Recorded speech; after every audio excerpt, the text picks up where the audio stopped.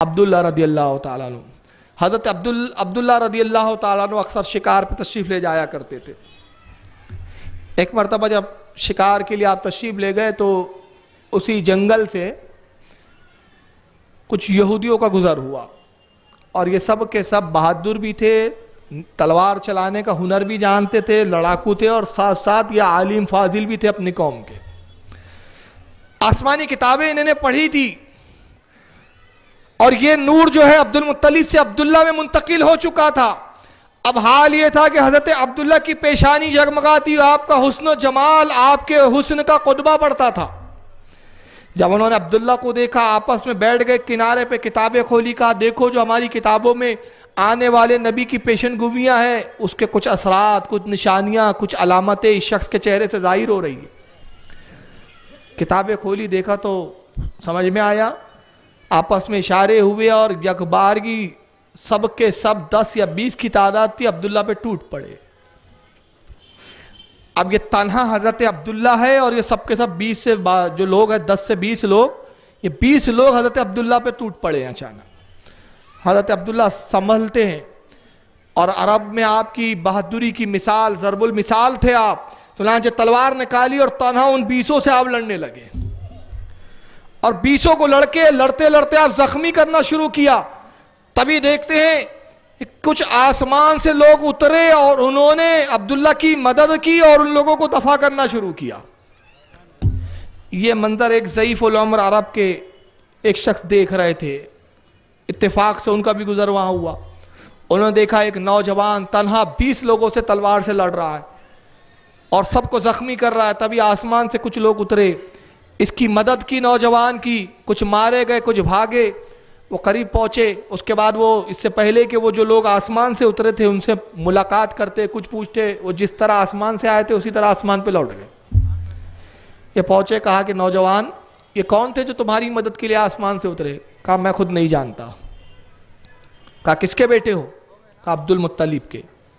کہا یہ تمہیں کیوں قتل کرنا چاہتے تھے؟ کہا مجھے یہ بھی نہیں معلوم، بس اتنا پتا ہے کہ انہوں نے اچانک مجھ پہ حملہ کیا تھا. اب میں خود سمجھ نہ سکا کہ انہوں نے حملہ کیوں کیا ہے.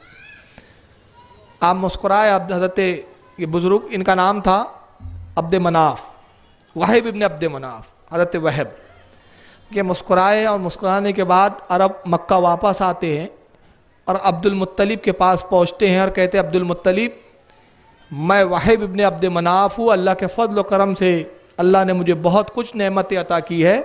میری ایک لوتی بیٹی ہے جس کا نام آمنہ ہے، قسم پروردگار کی پورے عرب میں حسن و جمال میں اس کا کوئی ثانی نہیں ہے. میں آپ کے بیٹے عبداللہ کے لیے اس کا پیغام مانگنے آیا. حضرت عبد المطلب نے کہا کہ ٹھیک ہے، آپ پیغام لائے، آپ عرب کے شیخ ہیں، مگر میں اپنے کسی بیٹے پہ دباؤ نہیں ڈالتا. اگر میرا بیٹا تیار ہے اگر اس نکاح کے لیے، آپ اپنی صاحبزادی میرے بیٹے کو دکھا دیں، اگر وہ پسند کر لے تو مجھے کوئی اعتراض نہیں. ادھر حضرت عبد المطلب نکلتے ہیں، حضرت عبداللہ گھر پہنچے. آنے کے بعد والد نے عبد وہب کے آنے کو بیان کیا، تذکرہ کیا. آپ نے کہا ابا حضور جو آپ کی مرضی مبارک ہو، آپ جس لڑکی سے چاہیں میرا نکاح فرما دیں، آپ مجھے فرما بردار پائیں گے. چنانچہ عبد المطلب نے بیٹے کی جب اس رضامندی کو دیکھا خوش ہوئے، اور حضرت آمنہ رضی اللہ تعالیٰ عنہ سے آپ کا نکاح ہو گیا. نکاح کے بعد حضرت آمنہ گھر آئی. ایک دن یا دوسرے دن حضرت عبداللہ نکلے. اب بہت ساری روایتیں آئی ہیں یہاں پر، الگ الگ نام، کسی نے قتیلہ نام بتایا، کسی نے فاطمہ بتایا، کسی نے کہا ورقہ ابن نوافل کی ایک بہن تھی اس کا نام فاطمہ تھا. یعنی اتنی ساری روایتیں، مگر سب کا مضمون ایک ہی طرح کا ہے. نام میں اختلاف ہے تھوڑے بہت اور تھوڑے بہت حالات میں، لیکن مضمون جو بات کا ہے وہ ایک ہے. کسی نے کہا کہ کوئی کاہنہ تھی، بڑی حسین و جمیل تھی، اور اس کا عالم یہ تھا کہ اس کے حسن کے پیچھے جو ہے لوگ دوڑے پڑتے تھے، بڑے بڑے بادشاہ اور نوجوانوں کے پیغام آتے، لیکن سب کو ٹھکراتی تھی، کہتی تھی میں نکاح ہی نہیں کروں گی. اس طرح کے بہت سارے حالات بیان کیے. غرض یہ کہ حضرت عبداللہ ایک مرتبہ گزر رہے ہیں، اور حضرت عبد المطلب نے ان کو مکان تعمیر کرنے کی ذمہ داری دی تھی کہ ایک نیا مکان تعمیر کرو اور اپنی بیوی کو لے کر وہاں منتقل ہو جاؤ. حضرت عبداللہ مکان تعمیر کر رہے تھے مزدوروں کے ساتھ، خود بھی آپ مزدوری کرتے.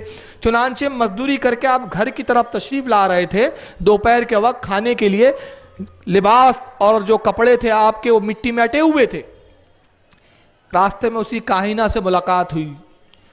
یورقہ بن نوافل کی بہن تھی جس کا نام فاطمہ تھا, اس سے ملاقات ہوئی. اپنے دروازے پہ بیٹھی تھی, بڑی حسین عرب کی عورت تھی.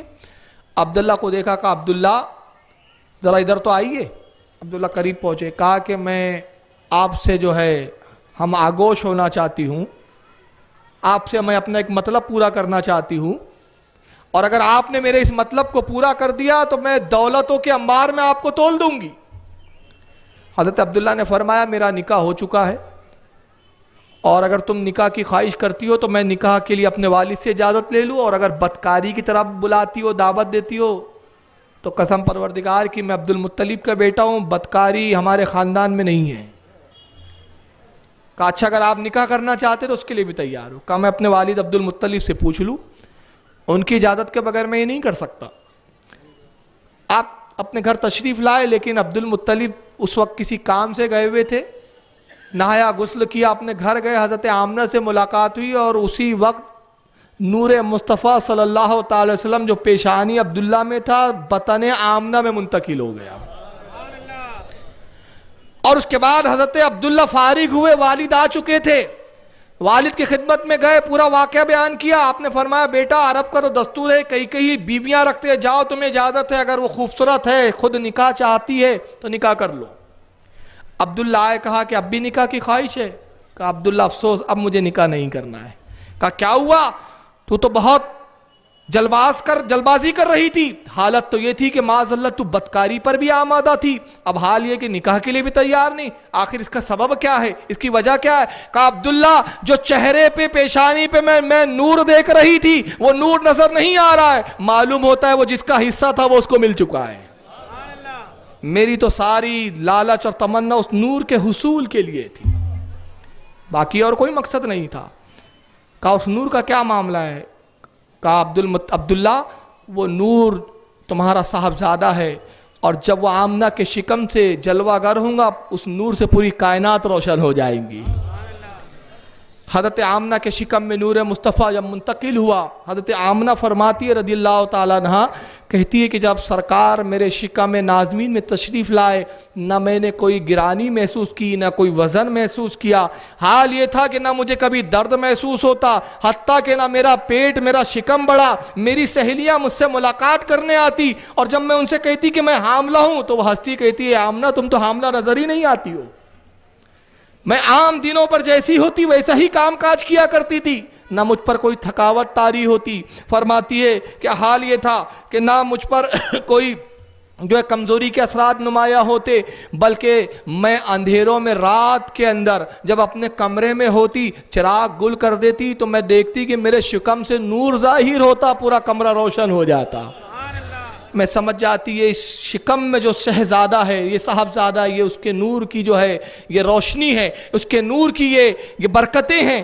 فرماتی ہے کہ پھر کبھی کبھی میں سوئے ہوتی, بہت ساری حدیثیں لکھی, اس پر تو کتابوں کی کتابیں ائمہ نے لکھی ہے, میں کہاں تک کس کی حدیث کو بتاؤں.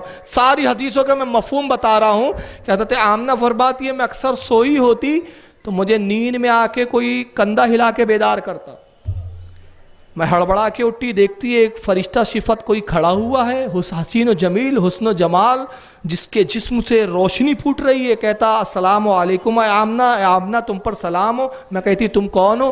تو کہتا میں فرشتہ ہوں. اے آمنہ تم کسی معمولی بچے کی ماں نہیں ہو, تم کائنات کے مالک کی ماں بننے جا رہی ہو, میں مبارکباد دینے تمہیں آیا ہوں.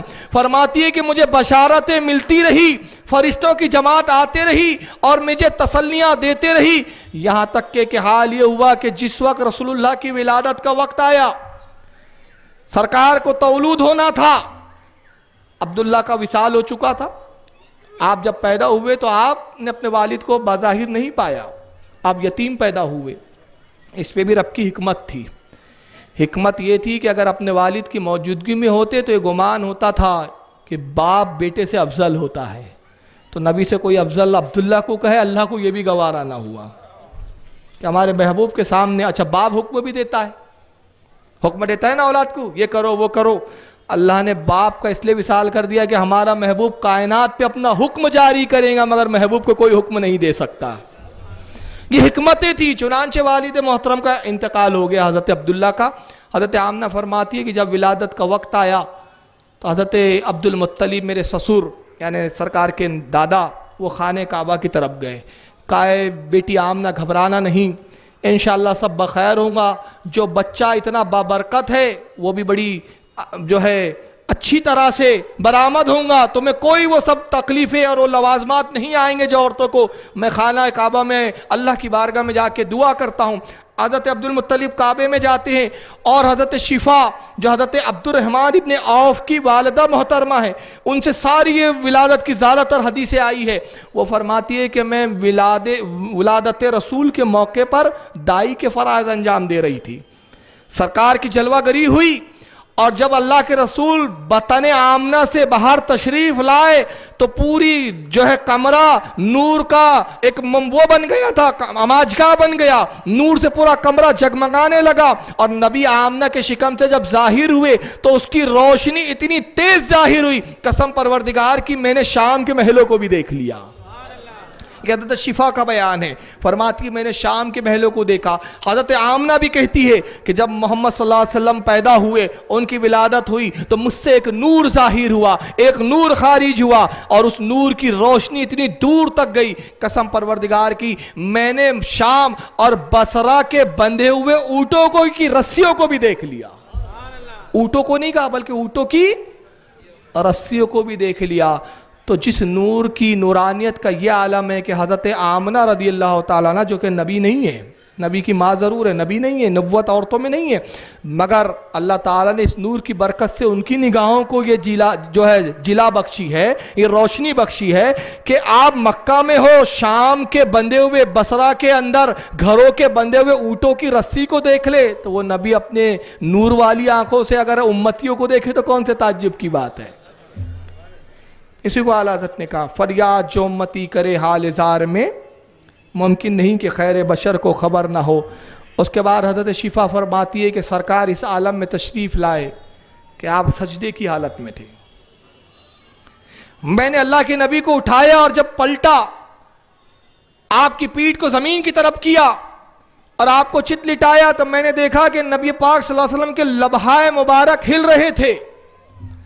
میں نے اپنے کانوں کو رسول کے کانوں کی دہنے مبارک کی طرف کیا تو میں نے آواز سنی کہ سرکار ارشاد فرما رہے تھے رب حبلی امتی اور رب حبلی امتی, اے پروردگار میری امت کو بخش دے, اے رب کائنات میری امت کو میرے حوالے کر.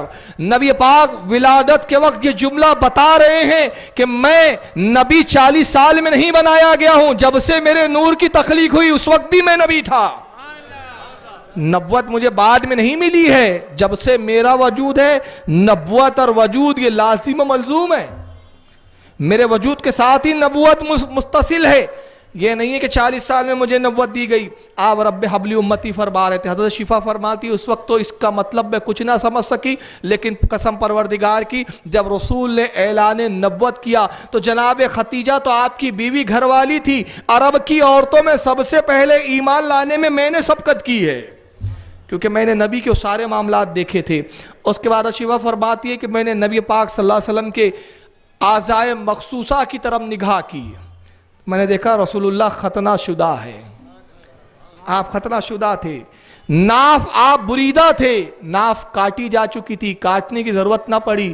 میں نے تعجب کیا کہ یہ عجیب خلقت بچہ ہے جو ناف بریدہ ہے, ختنہ شدہ ہے. آپ فرماتی ہے کہ میں نے چاہا کہ نبی پاک کو غسل دوں, تبھی آواز آتی ہے کسی کونے سے اے شفا نہ نبی کو غسل دینے کی ضرورت ہے, نہ ناف کاٹنے کی ضرورت ہے, نہ ختنہ کرانے کی ضرورت ہے, اس لیے کہ ہم نے اپنے محبوب کو کسی کا محتاج بنا کر نہیں بھیجا ہے, ہم نے طیب و طاہر بنا کر بھیجا ہے. اللہ نہیں چاہتا کہ بعد میں کوئی یہ دعویٰ کرے کہ نبی پر مجھ کو میرا احسان ہے کہ میں نے نبی کی ختنہ کرائی ہے, نبی کی ناف بریدہ کی ہے, نبی کو غسل دیا ہے. ساری کائنات پر ہمارے محبوب کا احسان ہے, ہمارے محبوب پر کسی کا احسان نہیں ہوگا. نعرہ تکبیر, نعرہ رسالت, جشن عید میلاد النبی. اس کے بعد حضرت آمنہ فرماتی ہے شام کے محلات روشن ہوئے اور میں نے قیصر روم کے 14 کنگوروں کو گرتے ہوئے دیکھا. یہ روم بہت بڑی حکومت ہے جیسے آج امریکہ, اس کے 14 مینارے تھے, اس پہ کنگورے لٹکے ہوئے تھے بڑے بڑے. وہ گرے جو اس بات کی علامت تھے کہ سارے ادیان, سارے دین, سارے باطل مذہب, سارے باطل بادشاہوں کی حکومت ختم ہونے والی ہے, اب ساری حکومت رسول اللہ کی شروع ہونے والی ہے. قیصر کا بادشاہ اپنے تخت پر بیٹھا ہوا ہے. ائمہ بیان فرماتے ہیں کہ روم کے قلعے میں ایک زلزلہ برپا ہوا اور وہ بادشاہ قیصر تخت سے گر کے نیچے منہ کے بل گر پڑا. کاہنوں اور نجومیوں کو بلایا, کہا ایسا کیوں ہوا؟ انہوں نے کہا پتہ لگاتے ہیں. انہوں نے کتابیں کھولی, اٹکلیں لگائیں, اپنے علم سے ذائچے بنائے, معلوم کیا, کہا کہ اے بادشاہ, اے شاہ قیصر, عرب میں ایک عظیم بچہ پیدا ہوا ہے, یہ سب اس کی ولادت کے سبب ہوا ہے, اور وہ بچہ ایسا پیدا ہوا عن قریب اس کی ماننے والے, اس کے غلام جو ہوں گے وہ روم تک کو فتح کر لیں گے. یہ تیرے حکومت کے زوال کی طرف اشارہ ہے. فارس کا آتش کدہ تھا, 1000 سال سے جل رہا تھا. پارسی لوگ جو ہے آگ کی پوجا کرتے ہیں 1000 سال سے, اور بعض کہتے ہیں اس سے بھی قبل سے آگ کا وہ آتش کدہ جل رہا تھا. مگر جس رات رسول اللہ کی تشریف آوری ہوئی وہ رات آتش کدہ فارس بجھ کر خاک ہو گیا, سرد ہو گیا, پورا بجھ گیا. اہل فارس حیرت زدہ ہو گئے. اور وہ اصل میں ہوتا کیا ہے, میرے گھر کے قریب بھی کچھ پارسیوں کی بستی ہے, بہت بالکل قریب, یعنی سمجھ لیجئے 200-150 قدم چلو تو پارسیوں کی بستی شروع ہو جاتی ہے. تو ہمارے کچھ دوست بھی ہیں جو ساتھ میں پڑھے ہیں پارسی, وہ بتاتے ہیں کہ آگ کو کبھی بجھنے نہیں دیتے, اس لیے کہ وہ آگ کو خدا مانتے ہیں. آگ کو بجھنا مطلب بہت بڑا بدشگونی مانی جاتی ہے ان کے. ہر پارسی کے گھر میں کم از کم ایک چراغ ضرور جلتا رہیں گا, اس کو بجھنے نہیں دیا جاتا. اگر ایک چراغ پرانا ہو جائے تو دوسرا چراغ روشن کریں گے, تب اس کو بجھا کے لے جائیں گے. مطلب آگ 24 گھنٹے جلنا ضروری ہے. رسول اللہ تشریف لائے, فارس کا آتش کدہ بجھا, جو اس بات کی دلیل تھی کہ یہ باطل اب خداؤں کی حکومت چلنے والی نہیں ہے, سب فنا ہونے والے ہیں. حضرت شفا فرماتی ہے کہ تبھی میرے سیندے کاندھے کی طرف میں نے اندھیرے کو دیکھا. یہ امام قاضی ایاز نے بھی اس کو لکھا, اور امام جلال الدین سیوطی نے بھی امام بہقی وغیرہ کے حوالے سے خصائص الکبریٰ میں لکھا. فرماتی ہے سیدھی طرف اندھیرا چھا گیا اور مجھ پر ایک ہلکی سی گنودگی طاری ہوئی. جناب شفا فرماتی ہے کہ میں نے دیکھا کہ رسول اللہ وہاں موجود نہیں ہے, سرکار کو لے جایا جا چکا تھا. میں گھبرا گئی, میں نے کہا کون ہے جو محمد کو لے گئے, کون ہے جو آمنہ کے پدر کو اٹھا کے لے گئے؟ تبھی آواز آئی, اے شفا گھبراؤ نہیں, یہ فرشتوں کی جماعت ہے جو رسول کو مشرق و مغرب, شمال و جنوب تک سیر کرانے لے گئے ہیں تاکہ نبی کو دکھایا جائے یا رسول اللہ سب آپ کی حکومت میں ہے. اے شفا غم نہ کرو. اور اس کے بعد فرماتی ہے پھر کچھ ہی دیر گزری تو میں نے رسول اللہ کو پھر پایا, اندھیرا چھٹا, روشنی تھی, نبی نور کی طرح روشن تھے. پھر کہنے والے نے کہا شفا ان کو جو ہے کائنات کی سیر کرائی جا چکی ہے, ان کو مشرق و مغرب دکھائے جا چکے ہیں. فرماتی ہے کہ تھوڑے دیر کے بعد پھر دائیں کاندھے کی طرف اندھیرا چھایا, پھر مجھ پہ ہلکی سی بے ہوشی اور غنودگی کے اثرات طاری ہوئے. میں پھر خوف زدہ ہو گئی, پھر میں نے چلایا ارے یہ اندھیرا کیسے ہیں, اور محمد کہاں گئے؟ میں نے دیکھا کہ محمد صلی اللہ علیہ وسلم نہیں تھے. پھر کہنے والے نے کہا اے شفا غم نہ کرو, فکر نہ کرو, محمد صحیح سلامت آ جائیں گے. محمد صلی اللہ علیہ وسلم کو فرشتے لے گئے ہیں تاکہ ان کا وزن کیا جائے. اب یہ وزن کرنے کی کیا ضرورت تھی؟ میں سمجھتا ہوں جو بچے کو وزن کرتے ہیں نا, شاید اسلام سے ہی لیا ان لوگوں نے. لیتے سب اسلام سے ہی ہے مگر مانتے نہیں. بچہ پیدا ہوتا ہے کتنے پاؤنڈ کا ہے دیکھتے ہیں نا, مگر رسول کو وزن کرنے کی کیا ضرورت تھی؟ پتہ ہے اب دیکھیں وزن کا ایسے ہوا ہے. حضرت شفا فرماتی ہے, تو بعد میں رسول اللہ نے بیان کیا اس کی وضاحت حدیثوں میں. حضرت شفا کی تو اتنی روایت ملتی ہے کہ محمد صلی اللہ علیہ وسلم میری نگاہوں سے غائب ہو گئے. کہنے والے نے کہا کہ محمد کو وزن کرنے لے گئے. جب صحابہ نے پوچھا رسول اللہ سے یا رسول اللہ شفا یہ آپ کی ولادت کے موقع کی حالات بیان کرتی ہے, اللہ کے نبی اس وزن سے کیا مراد ہے؟ آپ مسکرائے, فرمایا کہ جب مجھے جبریل لے گئے, وہ لے جانے والا جبریل تھا, شفا نہیں جانتی, وہ جبریل تھا. اللہ نے ایک ترازو کو قائم کیا اور ایک پلے میں مجھے رکھ دیا گیا اور دوسرے پلے میں میرے ایک امتی کو رکھ دیا گیا. میرا وزن بھاری تھا. پھر دوسرے پلے میں پھر ایک امتی کو میرے بڑھایا گیا, میرا وزن بھاری تھا. پھر جبریل نے فرشتوں سے کہا اس میں 100 امتی رسول کے رکھ دو، میرا وزن بھاری تھا۔ جبریل نے کہا 1000 رکھو، میرا وزن بھاری تھا۔ کہا 10,000 رکھو، وزن بھاری تھا۔ کہا 1,00,000 رکھو، وزن بھاری تھا۔ 1 کروڑ رکھو، وزن بھاری تھا۔ پلہ بھر گیا۔ جبریل سے فرشتوں نے کہا جبریل پلہ بھر گیا، امتی ختم نہ ہوئے۔ جبریل نے کہا دیکھو اب بھی محمد صلی اللہ علیہ وسلم کا وزن بھاری ہے، اگر پوری کائنات کو ایک پلے میں رکھ دیا جائے اور محمد دوسرے پلے میں ہو تو محمد کا پلہ بھاری ہے۔ یہ نبی کا وزن ہے۔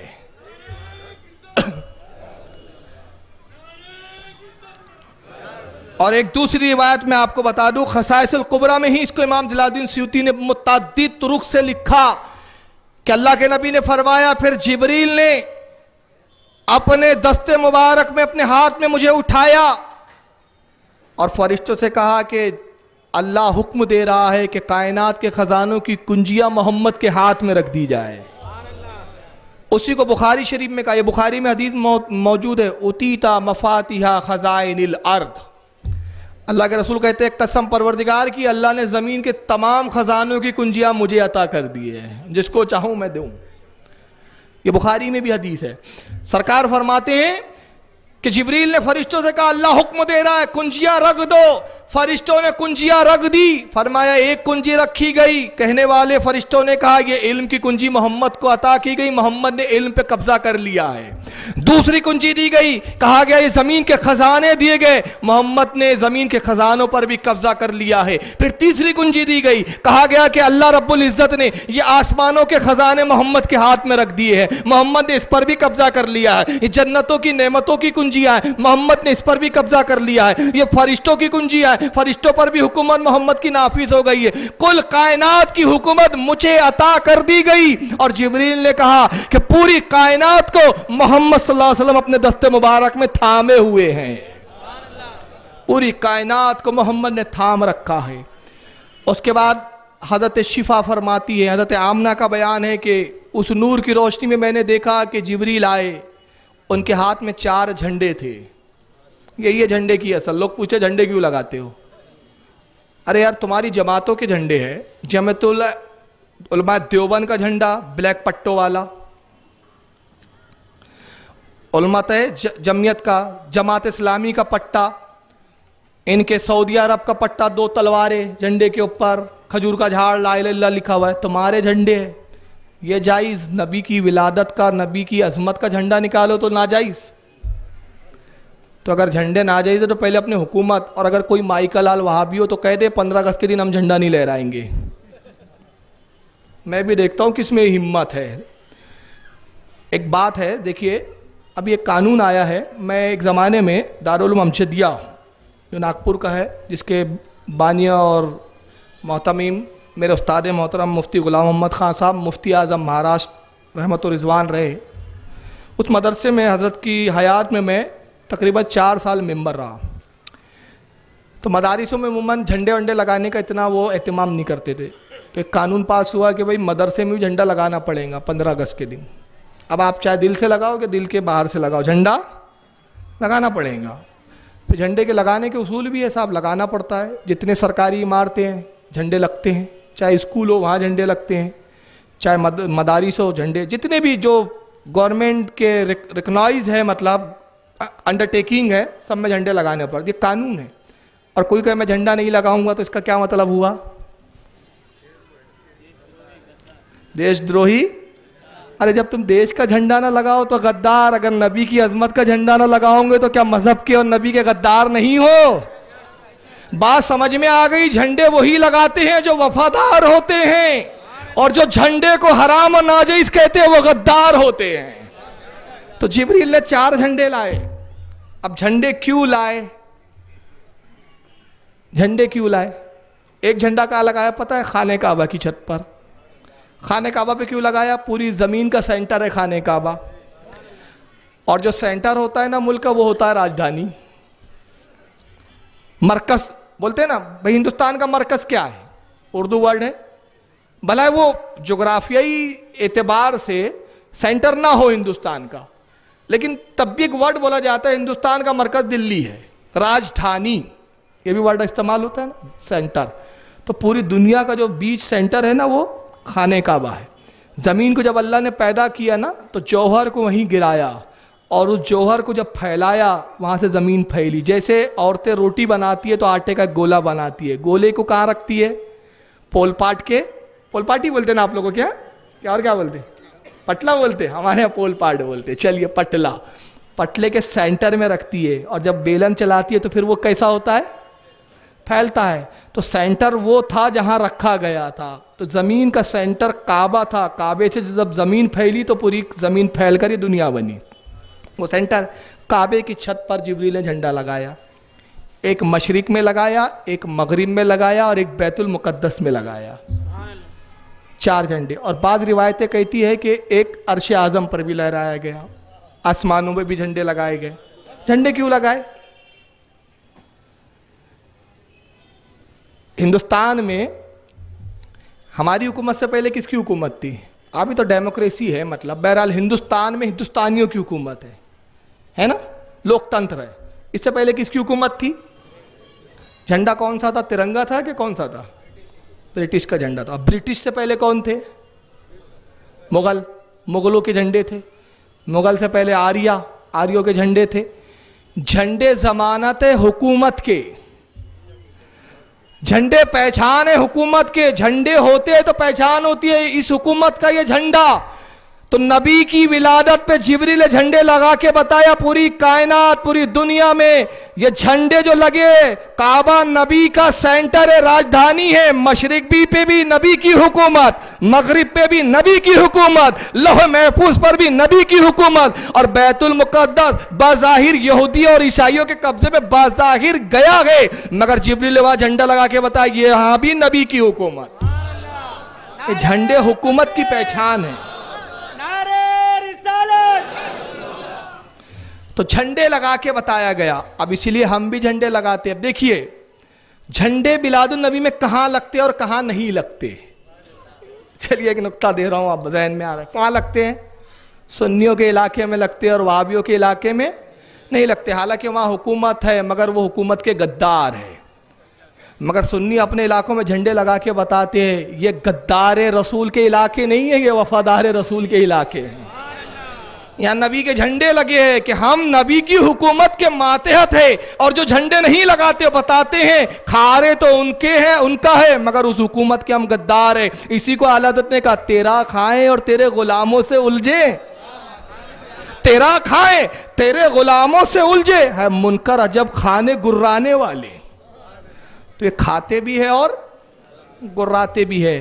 اللہ کے رسول فرماتے ہیں کہ جس وقت میری ولادت ہوئی جنت سجا دی گئی, جنت کو آراستہ کیا گیا. اللہ نے حکم فرمایا جنت کے دروازے کھول دو, اے حورو اپنے آپ کو سنوار لو, سنگار کرو. حوروں نے سنگار کیا, فرشتوں نے ایک دوسرے کو مبارکبادیاں دی.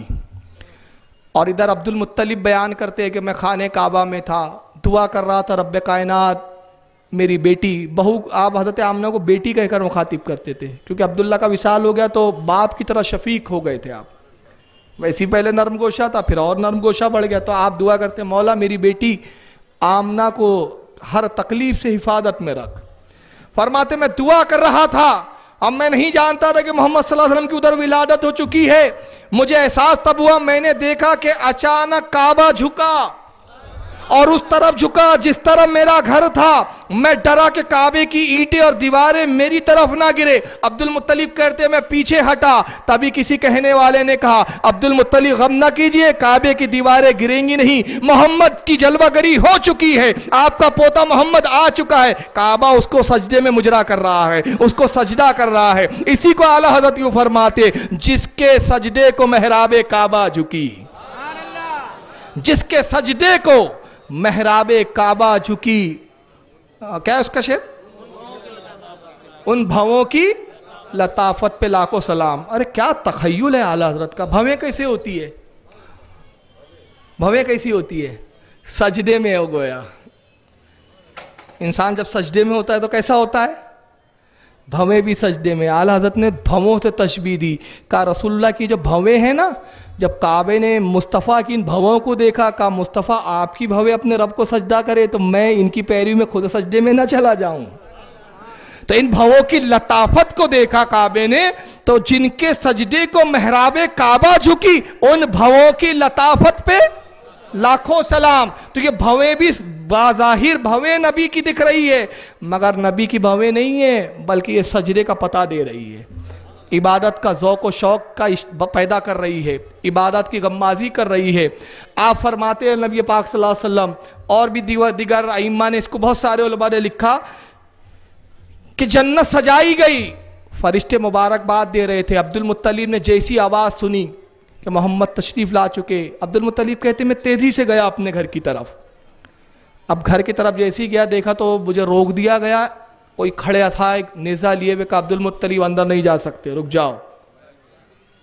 عبد المطلب کہا میرا گھر، مجھے روکتے ہو؟